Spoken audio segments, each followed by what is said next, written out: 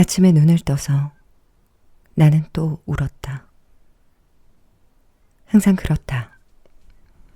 슬픈 건지 어떤 건지 이젠 알 수조차 없다.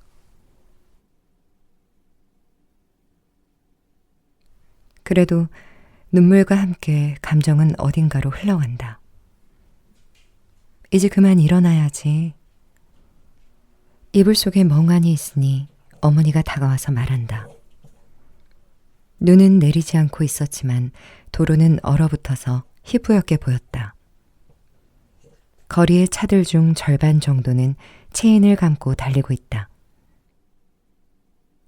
아버지가 운전하는 자동차 조수석에 아키의 아버지가 앉았다. 아키의 어머니와 나는 뒷좌석에 올라탔다. 자동차는 움직이기 시작했다. 운전석과 조수석의 남자들은 눈에 관한 이야기만 했다. 탑승 시간까지 공항에 도착할 수 있을까? 비행기는 예정대로 뜰 수 있을까? 그러나 뒷좌석의 두 사람은 거의 이야기를 하지 않는다. 나는 차창으로 스쳐가는 풍경을 멍하니 바라보았다. 길 양쪽에 펼쳐진 논밭은 눈에 들어오는 모든 것이 눈으로 덮여 있었다. 구름 사이로 비치는 태양빛이 먼 산능선을 빛나게 했다. 유골이 든 작은 단지를 무릎에 올려놓고 있는 아키의 어머니. 산마루에 접어들자 눈이 많이 쌓여 우리는 스노우 체인을 감기 위해 도로 옆 간이 매점에 차를 세웠다. 아버지와 아키의 아버지가 체인을 감는 동안 나는 근처를 걸었다. 간이 매점 너머는 잡목림이었다.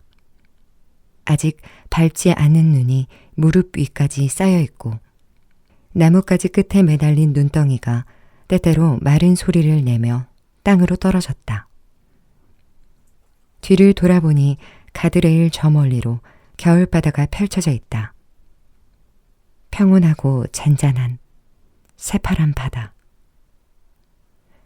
무엇을 보아도 그리운 추억으로 빨려들 것만 같다. 나는 마음의 문을 굳게 닫고 바다에서 등을 돌렸다. 숲속의 눈은 깊었다. 꺾인 가지나 단단한 구루터기 같은 것이 있어서 생각보다 걷기 힘들다. 갑자기 숲속에서 한 마리 들새가 날카로운 소리를 내며 날아올랐다. 멈춰서서 귀를 기울였다. 조용했다. 마치 이 세상에 존재하는 모든 것이 사라진 것처럼. 눈을 감자 근처의 국도에서 자동차의 체인이 구르는 소리가 방울 소리처럼 들려온다. 여기는 어디일까? 나는 누구인 걸까? 낯설어진다. 그때 주차장 쪽에서 나를 부르는 아버지의 목소리가 들려왔다. 산마루를 넘은 다음은 순조로웠다. 자동차는 예정대로 공항에 도착해서 우리들은 탑승 수속을 마치고 게이트로 향했다. 잘 부탁드립니다. 아버지가 아키의 부모님에게 말했다. 저희야말로. 아키의 아버지는 상냥하게 대답했다. 사쿠타로가 함께 가주어서 아키도 기뻐하리라 생각합니다. 나는 아키의 어머니가 안고 있는 작은 단지로 눈을 돌렸다. 비단으로 짠 아름다운 보자기에 쌓여있는 단지. 이 안에 정말 아키가 있는 것일까? 비행기가 뜨고 나는 곧 잠에 빠졌다. 그리고 꿈을 꾸었다. 아직 건강했을 때의 아키가 등장하는.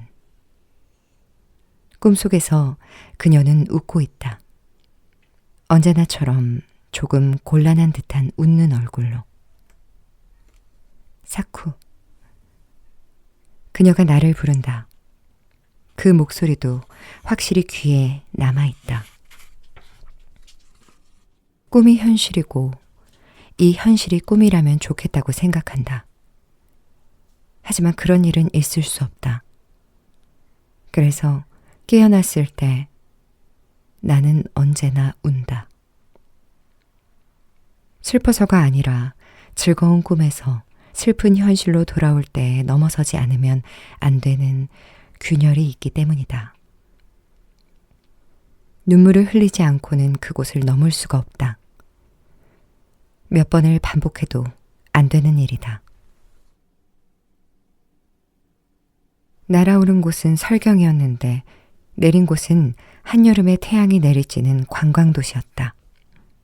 케언스. 태평양을 향한 아름다운 도시. 야자나무가 우거진 산책길. 만해의 면에 서 있는 고급 호텔의 주위에는 숨막힐 듯한 열대 식물의 초록빛이 넘치고 선창에는 크고 작은 크루즈선이 정박해 있다. 택시는 해안을 따라 이어진 잔디밭을 끼고 호텔로 향했다. 많은 사람들이 저녁 무렵의 산책을 즐기고 있었다. 하와이 같네. 아키의 어머니가 말했다. 그렇지만 이곳은 나에게 저주받은 도시로 여겨진다. 모든 것이 4개월 전과 같다. 4개월 동안의 계절이 바뀌어 호주는 초봄에서 한여름이 되었다. 그것뿐이다. 단지 그것뿐이지만 내게는. 호텔에서 1박을 하고 다음날 오전 비행기로 출발하게 되어 있었다. 시차는 거의 없기 때문에 일본을 출발했을 때의 시간이 그대로 흐르고 있다. 저녁 식사 후 내 방 침대에 드러누워 천정을 올려다보며 멍하니 있었다. 그리고 나 자신에게 말했다. 아키는 이제 없어. 4개월 전에 왔을 때도 아키는 없었다. 그녀를 일본에 남겨두고 우리는 이곳으로 수학여행을 왔다. 호주에 가까운 일본의 도시에서 일본에 가까운 호주의 도시로. 이 경로라면 비행기는 연료를 보충하기 위해 중간에 어딘가 다른 공항에 들를 필요가 없다. 기묘한 사연을 안고 인생 속으로 비집고 들어온 도시. 아름다운 도시라고 생각했다. 무엇을 보아도 신기하고 기묘하고 신선했다. 그건 내가 보는 것을 아키도 함께 보고 있었기 때문이다. 하지만 지금은 어떤 것을 보아도 아무것도 느낄 수 없다. 나는 대체 여기에서 무엇을 보면 좋을까? 그런 것이다.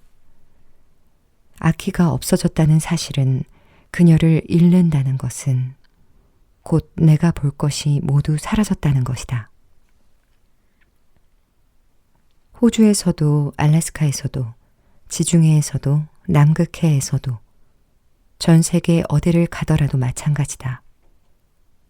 어떤 웅대한 경치에도 마음은 움직이지 않으며 어떤 아름다운 광경도 나를 즐겁게 하지 못한다. 보는 것, 아는 것, 느끼는 것. 내가 살아가는 것에 동기를 부여해주는 사람이 없어졌다. 그녀는 더 이상 나와 함께 살아주지 않는다. 불과 4개월. 계절이 한번 바뀌는 동안의 일이었다. 어이없게 여자아이 하나가 이 세계에서 사라져버린 것이. 60억 인류에서 보자면 분명 사소한 일이다. 하지만 60억 인구가 모여 사는 장소에 나는 더 이상 없다. 내가 있는 곳은 단 하나의 죽음이 모든 감정을 씻어내버린 장소다. 그런 장소에 나는 있다. 아무것도 보지 않는, 아무것도 듣지 않는, 아무것도 느끼지 않는 내가 있다. 하지만 정말로 거기에 있는 것일까? 아주 없다고 한다면, 아예 존재하지도 않는다면, 나는 어디에 있는 걸까? 신학기가 시작되어도 내 안의 빈자리는 여전히 텅 빈 그대로였다. 다른 친구들은 기분 전환도 위로도 되어주지 못했다.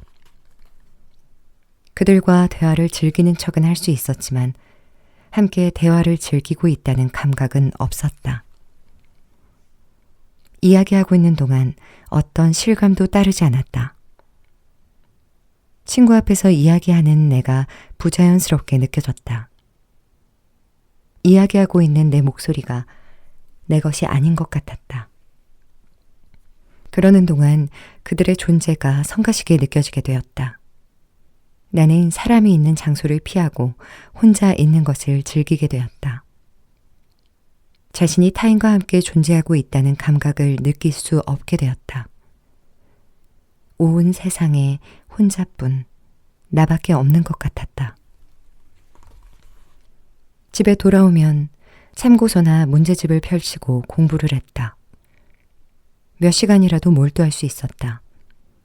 어려운 미적분 문제를 풀거나 영어 사전을 찾거나 하는 작업은 조금도 고통스럽지 않았다.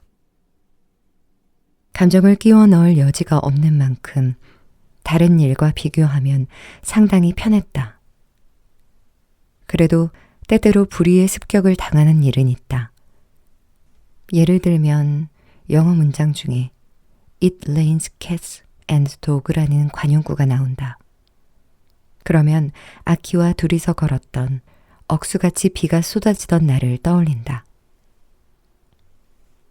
우산을 가지고 온 것은 그녀였다. 우리는 우산 하나에 어깨를 맞대고 익숙한 길을 걸었다. 그녀의 집에 도착했을 때에는 둘 다 흠뻑 젖어 있었다. 아키는 수건을 갖다 주었지만 어차피 다시 젖을 테니까 말하고는 그대로 그녀의 우산을 빌려 우리 집까지 걸어서 돌아왔다. 그런 추억이 떠오를 때마다 마음은 여름 햇볕에 탄 피부처럼 따끔거렸다. 어떤 날을 택해도 그 앞의 날과는 단절되어 있었다. 연속적인 시간은 내 안에 흐르지 않았다. 무언가가 계속되어 간다는 감각. 무언가가 자라서 변화해 간다는 감각을 잃어버렸다. 살아가는 것은 한순간 한순간의 존재로만 있는 것이었다. 미래는 없고 어떤 전망도 열리지 않았다. 과거에는 건드리면 피가 날 것 같은 추억이 뒹굴고 있었다. 나는 피를 흘리며 그런 추억만 가지고 놀았다. 흘린 피는 이윽고 굳어져서 딱딱한 딱지가 되겠지. 그러면 아키와의 추억을 건드려도 아무것도 느끼지 않게 되는 것일까? 새해가 밝고 얼마 지나지 않을 무렵 할아버지 집에서 텔레비전을 보고 있는데 버라이어티 프로그램에 유명한 작가가 등장하여 저 세상에 대해 이야기하기 시작했다. 그는 저 세상은 있다고 말했다. 인간은 의식과 육체가 결합한 상태로 존재하고 있다. 죽음에 의해 우리는 육체라는 옷을 벗어버린다. 그러면 의식은 나비가 번데기에서 날아오르듯 사자로부터 날아올라 다음 세계로 향한다. 거기에는 사랑하는 사람들, 이미 죽어버린 사람들이 있다. 저 세상은 다양한 형태로 우리에게 사인을 보내고 있다. 하지만 합리주의적인 사고방식에 익숙해진 인간들은 이 사인들을 알아채지 못한다. 따라서 정신을 차리고 저 세상으로부터의 사인을 놓치지 않도록 해야 한다. 작가는 그런 식으로 이야기했다. 나에게는 그가 대단히 불결한 인간으로 여겨졌다. 할아버지는 어떻게 생각해? 프로그램이 끝나고 나서 물어보았다. 저 세상이 있다고 생각해? 좋아했던 사람과 다시 맺어질 수 있을 것 같은 세계 말이야. 있으면 좋겠다고 생각하지. 할아버지는 텔레비전 화면을 주시한 채로 대답했다. 난 그런 건 없다고 생각해. 그렇게 생각하면 쓸쓸하잖아. 죽은 사람은 죽어버린 거고 두 번 다시 만나지 못해. 그건 당연한 일이잖아. 나는 좀 화를 내며 말했다. 할아버지는 난처한 듯한 얼굴이 되었다. 지독하게 비관적이구나. 쭉 생각했어. 어째서 인간은 저 세상이나 천국 같은 것을 생각해낸 걸까 하고. 왜 그렇다고 생각하는데? 좋아하는 사람이 죽었으니까.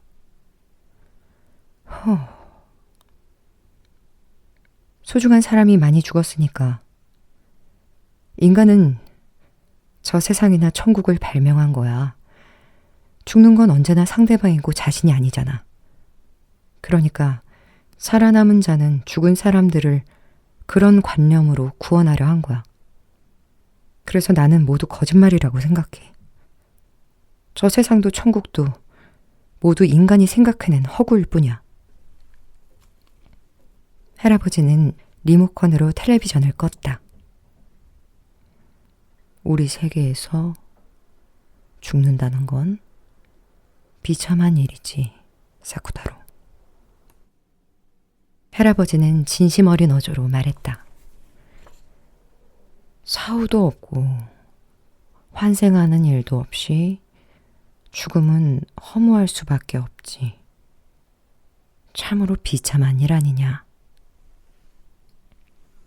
하지만 사실이 그러니까 하는 수 없잖아.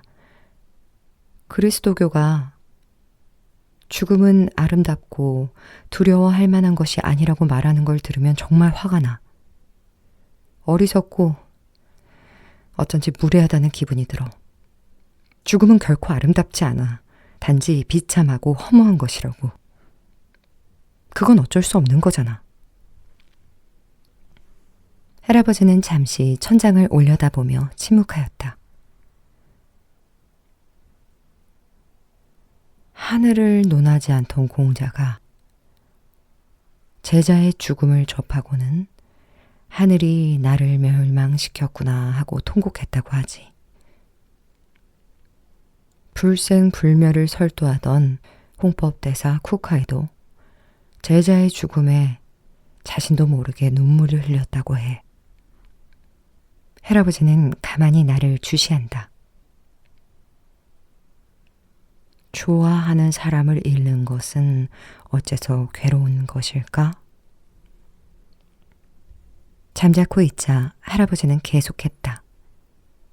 그건 이미 그 사람을 좋아하게 돼버렸기 때문은 아닐까. 이별이나 부재 그 자체가 슬픈 것은 아니다. 그 사람에게 준 마음이 이미 있으니까 이별을 괴로워하며 그 모습을 애타게 찾는 거지. 애석한 마음은 끝이 없어. 그렇다면 비애나 안타까움도 그 사람을 좋아한다는 커다란 감정의 발로에 지나지 않는다고 할 수 없을까? 모르겠어. 사람이 없어진다는 것을 생각해 보려무나. 마음에 두지 않는 사람은 없어져도 아무렇지 않을 게다. 그런 것은 없어지는 축에도 들어가지 않아. 없어지지 않기를 바라는 사람이 없어지면 그 사람은 정말 없어지는 것이지.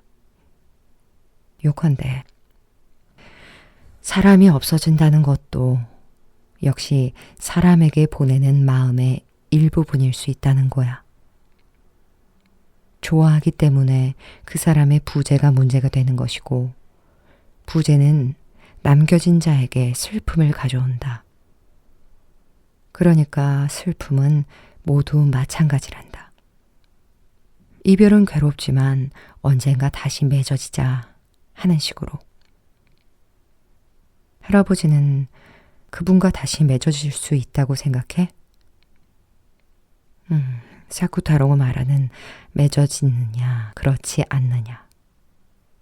단지 형태의 문제를 말하는 거야? 내가 좋아했던 사람이 내가 기억하는 모습 그대로 다시 내 앞에 나타나는 일은 없을 거야. 하지만 형체를 떠나서 생각하면 우리는 줄곧 함께였다. 50년을 한시도 함께하지 않은 적은 없었단다. 그건 할아버지의 믿음이잖아. 내 믿음이고 말고. 믿음이라서 뭐가 나쁘냐. 어떤 과학이든 모두 믿음이 아니더냐. 인간이 머리를 써서 생각한 것 중에 믿음이 아닌 것은 있을 수 없어. 단지 그 믿음이 강렬하고 그렇지 않고가 있을 뿐이지. 과학자는 자신의 믿음을 뒷받침하는 것으로 망원경이나 현미경 같은 도구를 사용하지. 우리는 과학자가 아니니까 다른 것을 사용해도 좋을 거야. 예를 들면 사랑이라든지. 지금 뭐라고 했어? 사랑이라고. 사랑. 사랑을 모르느냐? 알고 있지만 할아버지 입으로 들으니까 어쩐지 다른 것처럼 들려. 내 입에서 나오는 사랑은 세상에서 일반적으로 말해지는 사랑하고는 언뜻 비슷해 보이지만 실체는 다르기 때문이지. 노인의 망상이라고 생각했다. 아키가 죽고 나서 어른들이 내게 보이는 동정이 눈속임이나 변명으로 느껴졌다. 그녀가 없다는 실감과 어울리지 않는 이론을 나는 받아들일 수가 없었다. 마지막 순간에 아키는 나를 만나려고 하지 않았어. 줄곧 마음에 걸렸던 일을 꺼냈다. 만나는 것을 거부하고 있는 것 같았어. 어째서라고 생각해? 우리는 둘 다 좋아하는 여자의 죽음을 직접 보지 못했구나. 할아버지는 내 질문에 직접적으로 대답하지 않았다. 어째서 그녀는 내가 마지막까지 곁에 있는 것을 바라지 않은 걸까? 봐라, 사쿠타로. 사람은 여러 가지 방법으로 이별을 맞이하는 법이지. 기묘하게도 우리는 둘 다 비슷한 체험을 한 셈이다. 두 사람 모두 좋아하는 여자와 맺어지지 못하고 죽음을 눈으로 보지도 못했다. 네 괴로움은 잘 알고 있지만 그래도 나는 인생은 좋은 것이라고 생각한다. 아름다운 것이라고 생각해. 아름답다고 하면 지금의 내 감정에 어울리지 않을지도 모르겠다만 나는 실제로 그렇게 느낀다. 인생은 아름답다고. 할아버지는 잠시 자신의 말에 잠기는 듯 했다. 그러다가 나에게 물었다. 아름다움의 정체는 뭐라고 생각하느냐? 패스. 나는 냉담하게 대답했다. 인생에는 실현되는 것과 되지 않는 것이 있다. 할아버지는 타이르듯이 말했다. 실현된 것이라면 인간은 금방 잊어버리지. 그런데 실현되지 않는 것은 언제까지고 소중하게 가슴속에 키어간다. 꿈이라든가 동경이라고 일컬어지는 것은 모두 그러한 것이지. 인생의 아름다움이라고 하는 것은 실현되지 않는 것에 대한 생각으로 생겨나는 게 아닐까? 실현되지 않는다는 것이 있다 해도 아무 가치 없이 남겨지는 게 아니다. 사실은 아름다움으로 이미 실현되어 있는 거란다. 나는 리모컨을 집어들고 텔레비전을 켰다.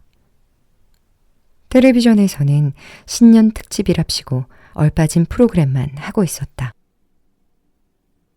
이렇게 아무렇게나 채널을 돌리고 있으면 말이지 죽은 아키가 화면에 나올 것 같은 기분이 들어. 나는 리모컨으로 차례차례 채널을 바꾸며 말했다. 정말 그래서 이야기할 수 있거나 하면 좋을 텐데. 도라에몽의 도구처럼 말이냐? 말하자면 하지만 어떨까? 만약 그런 식으로 죽은 사람하고 간단하게 이야기할 수 있는 기계가 발명된다면 인간은 좀 더 나쁜 존재가 되지 않을까? 나쁜 존재? 사쿠타로. 죽은 사람의 일을 생각하면 어쩐지 선량한 기분이 되지 않느냐? 나는 긍정도 부정도 하지 않고 잠자코 있었다. 할아버지는 계속했다. 죽은 사람에 대해서 우리는 나쁜 감정을 품을 수가 없다. 죽은 사람에 대해서는 이기적이 될 수도 타산적이 될 수도 없단다. 인간의 삶과 환경이 만들어지는 과정에서 그렇게 된 것 같아. 시험 삼아 사쿠타로가 죽은 그녀에 대해 품고 있는 감정을 살펴보렴. 슬픔, 후회, 동정. 지금의 너에게 괴로운 것들이겠지만 결코 나쁜 감정은 아니지. 나쁜 감정은 하나도 포함되어 있지 않아. 모두 네가 성장해 가는데 걸음이 되는 것뿐이지. 어째서 소중한 사람의 죽음은 그런 식으로 우리를 선량한 인간으로 만들어주는 것일까? 그건 죽음이 살아있는 것에서 엄격하게 분리되어 있고 반대작용을 일절 받지 않기 때문이 아닐까? 그러니까 죽음은 우리 인생의 걸음이 될 수 있는 게 아니겠느냐? 어쩐지 위로받고 있는 듯한 기분이 들어.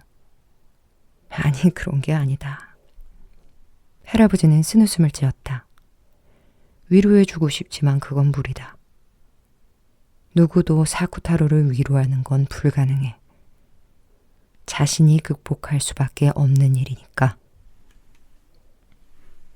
할아버지는 어떻게 극복했어? 반대의 경우를 생각하기로 했단다. 할아버지는 먼 곳을 응시하는 듯 눈을 가늘게 뜨고 이야기했다. 만약 내 쪽이 먼저 죽었다면 어땠을까 하고, 그렇게 되었다면 그 사람은 지금 내가 느끼고 있는 슬픔을 내 죽음에 대해서 역시 느끼지 않을 수 없었겠지. 무덤을 파서 뼈를 손에 넣는 일 같은 건 틀림없이 그 사람에게는 어려웠겠지. 사쿠타로 같은 이해심이 있는 손자가 있는지 없는지도 모르고 말이야. 그런 식으로 생각하면 내가 뒤에 남겨져 그녀의 슬픔을 대신 짊어질 수 있었다고 말할 수 있다. 그 사람에게 쓸데없는 고생을 시키지 않고 끝난 거야. 뼈는 할아버지가 손에 넣었고 너도 그러지 않을까? 할아버지는 부드러운 얼굴로 말했다. 너는 지금 그녀 때문에 괴로워하고 있다. 그녀는 죽어서 이젠 스스로 자신의 처지를 슬퍼하는 일조차 불가능하지. 그래서 네가 대신 슬퍼하고 있다. 말하자면 그녀의 대역으로 슬퍼하고 있는 거지. 그렇게 사쿠타로는 그녀를 대신해서 살기 시작하고 있는 게 아닐까? 할아버지가 말한 것에 대해 생각해 보았다. 역시 그냥 이론 같은 기분이 들어. 그래도 괜찮다. 할아버지는 온화하게 미소 지었다. 생각한다는 것은 본래 그런 것이다. 사람들은 종종 어떤 일에 대해 이젠 완전해졌다 하고 생각하지만 실제로는 그렇게 완전해지는 경우가 별로 없다고 알아두는 편이 좋아. 완전하다고 생각하고 있어도 좀 지나면 불완전하다는 기분이 다시 들기 시작하지. 불완전한 부분은 다시 생각하면 돼. 그러는 동안 조금씩 자신이 생각하고 있는 것에 실감이 따르게 된단다. 그런 거야.